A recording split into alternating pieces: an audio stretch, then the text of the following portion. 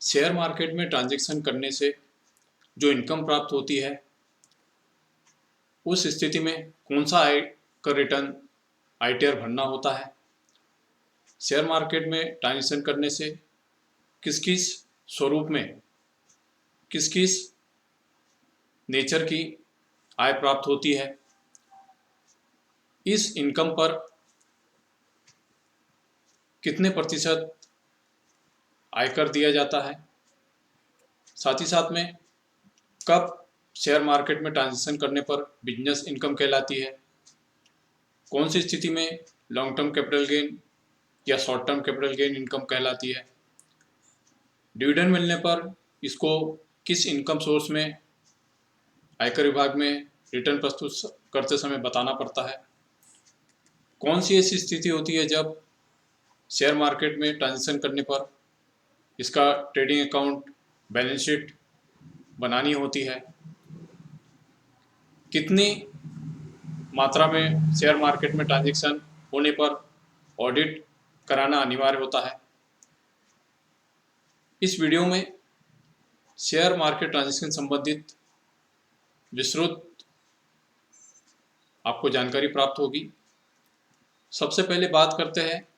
कि जब भी आप किसी बैंक में अकाउंट खोलते हैं, आपका डीमैट अकाउंट खोला जाता है, उसके बाद में जब आप शेयर मार्केट में ट्रांजैक्शन करते हैं तो किस स्वरूप में करते हैं। अगर शेयर मार्केट में आप इन्वेस्टमेंट जब राशि करते हैं तो शेयर में इन्वेस्टमेंट की गई राशि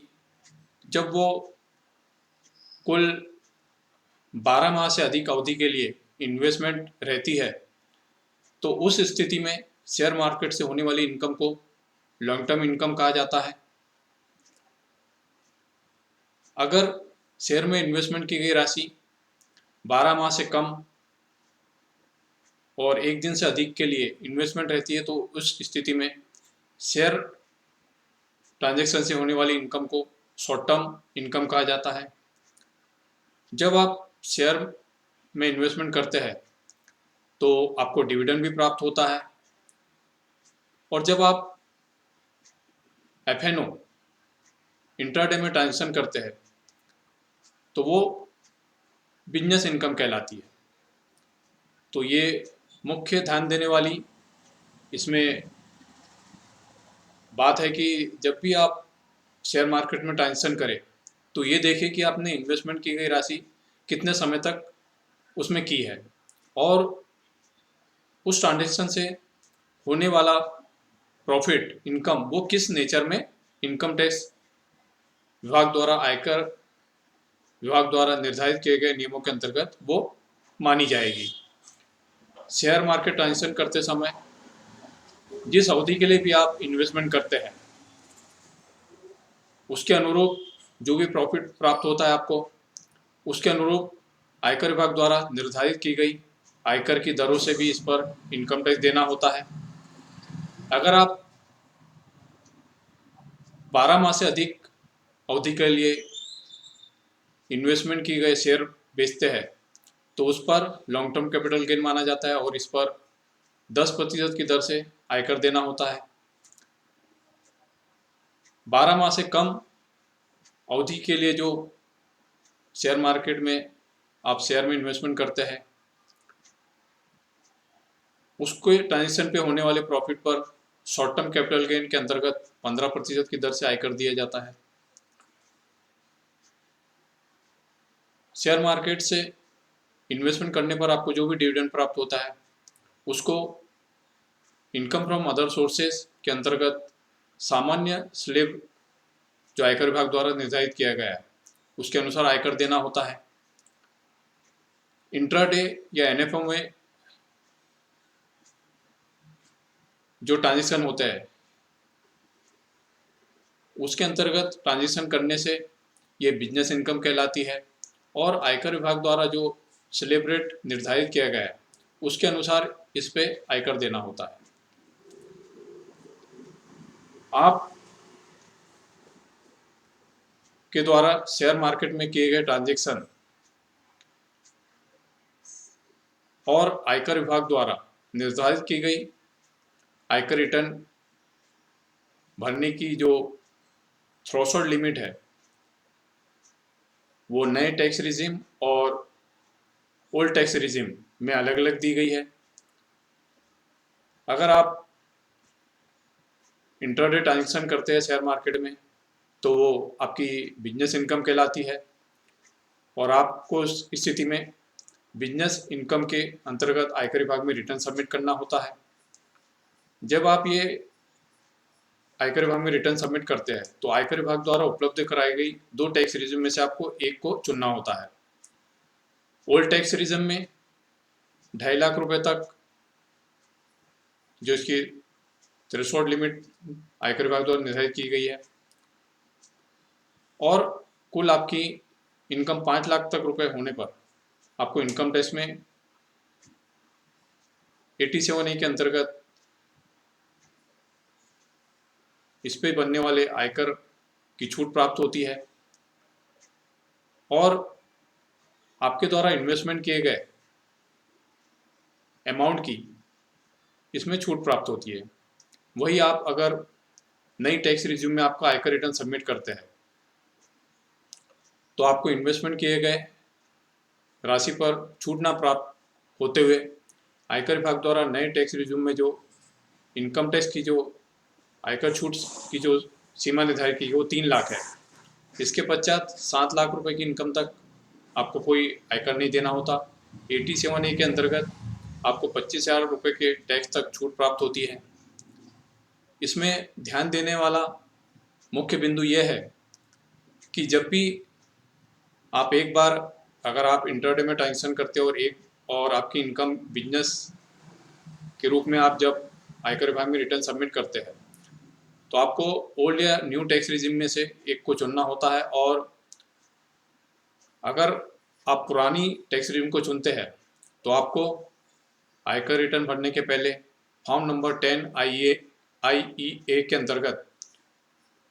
इस फॉर्म को भरना पड़ता है और इस फॉर्म को भरने के बाद ये सुविधा एक ही बार उपलब्ध होती है। बिजनेस इनकम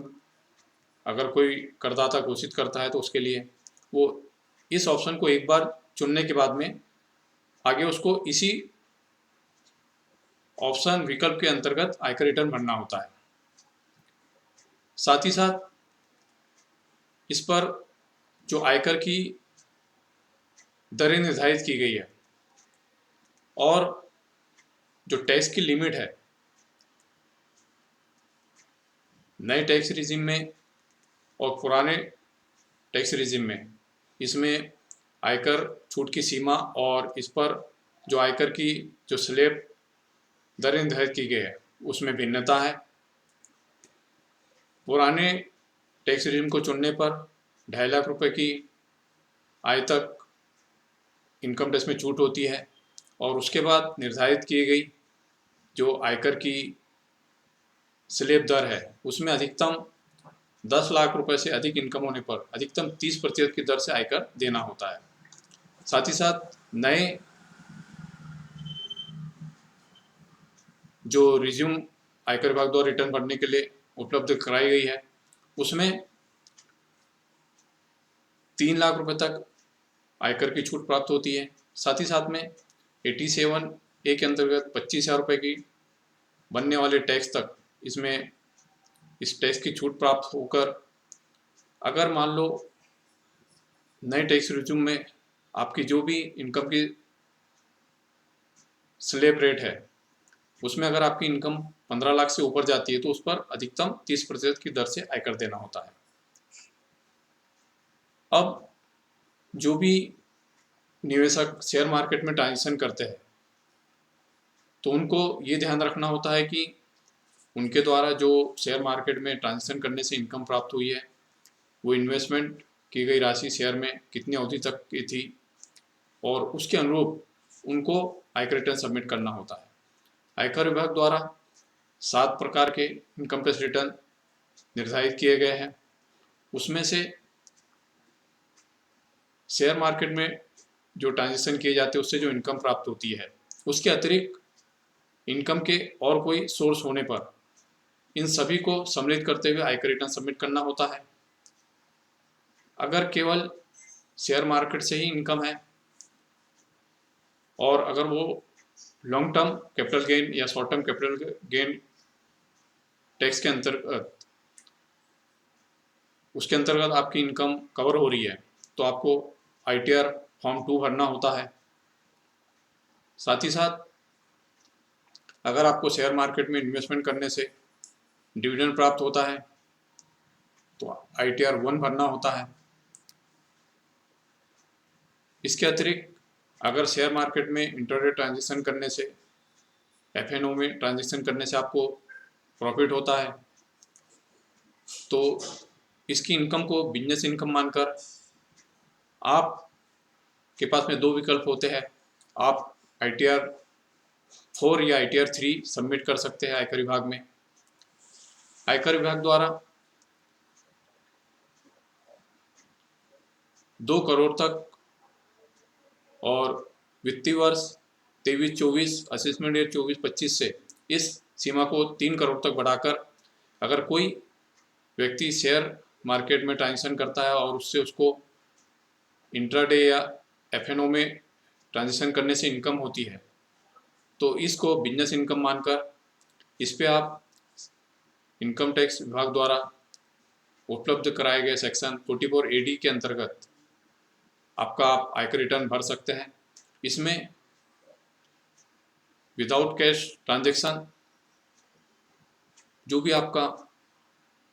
ऑनलाइन ट्रांजैक्शन होता है उस पर आप 6% की दर से प्रॉफिट घोषित करके 3 करोड़ तक के लिए कुछ अलग नियम आयकर विभाग द्वारा घोषित किए गए हैं जिसमें कि 95% ट्रांजैक्शन आपके ऑनलाइन मोड में होना चाहिए तो आप इस 3 करोड़ की सीमा तक भी आपका आयकर रिटर्न ITR फॉर्म 4 में सेक्शन 44 AD के अंतर्गत सबमिट कर सकते हैं। इसके विपरीत आप चाहे तो आपका आयकर रिटर्न ITR फॉर्म नंबर 3 में भी सबमिट कर सकते हैं। उस कंडीशन में आपकी इनकम 2.5 लाख से अधिक होने पर आपको आपके द्वारा शेयर मार्केट में किए गए ट्रांजेक्शन के संबंध में इसका ट्रेडिंग अकाउंट, इसकी बैलेंस शीट, कैपिटल अकाउंट, ये सभी account books of account maintain करते हुए बनाने होंगे और अपना आयकर रिटर्न आयकर डिपार्टमेंट में सबमिट करना होगा। एक प्रश्न ये आता है कि शेयर मार्केट में ट्रांजेक्शन करने पर कितना टर्नओवर होने पर ऑडिट कराना होता है। शेयर मार्केट में जब भी आप ट्रांजेक्शन करते हैं तो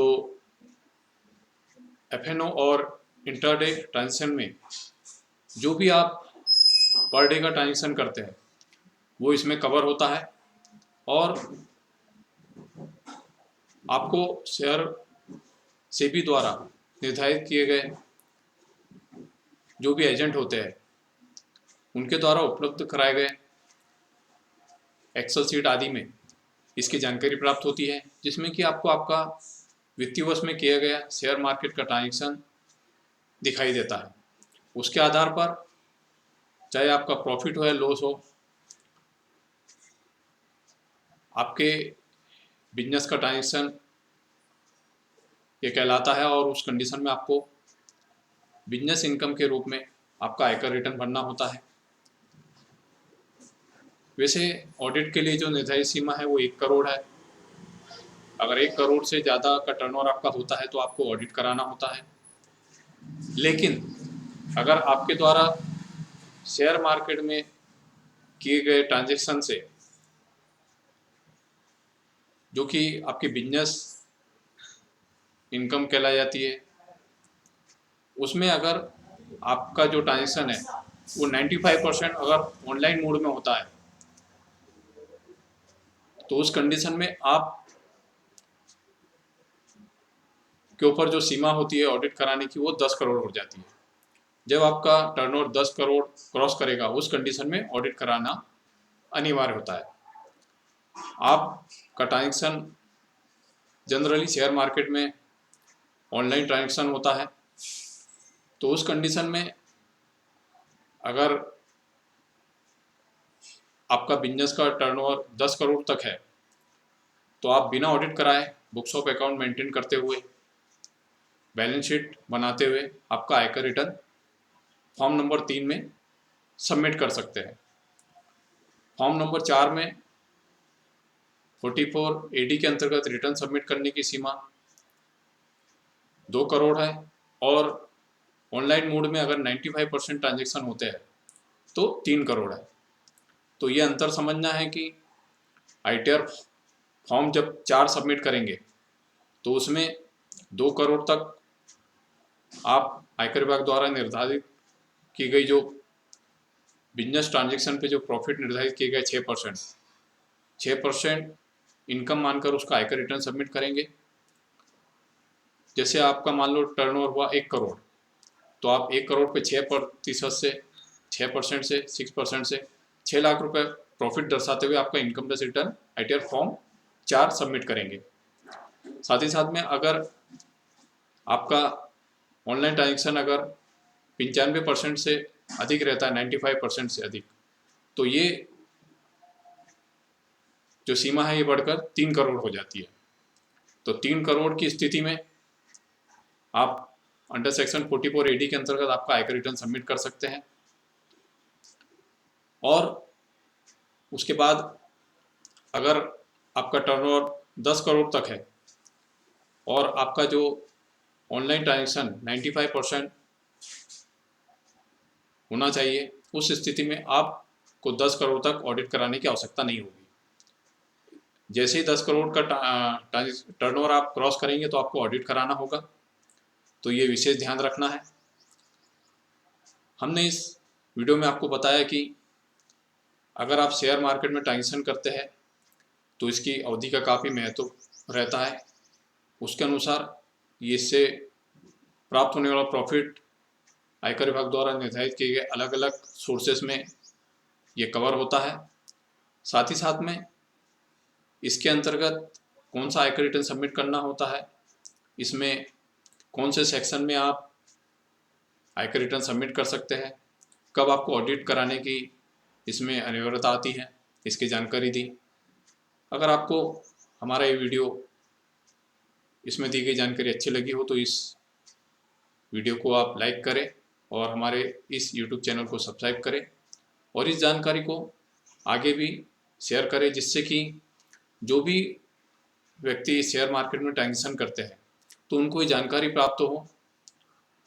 कि जब वो शेयर मार्केट में इन्वेस्टमेंट करते हैं तो किस अवधि में उनका इन्वेस्टमेंट रहता है और उसको करने के बाद में उनको जो प्रॉफिट प्राप्त होता है वो किस हेड में कवर होगा, उस पर उनको कितने प्रतिशत की दर से इनकम टैक्स देना होगा, साथ ही साथ उनको कौन सा ITR रिटर्न भरना होगा, बुक्स ऑफ अकाउंट कब मेंटेन करने होंगे और ऑडिट कब कराना होगा। दोस्तों, इस वीडियो में इतना ही। नमस्कार।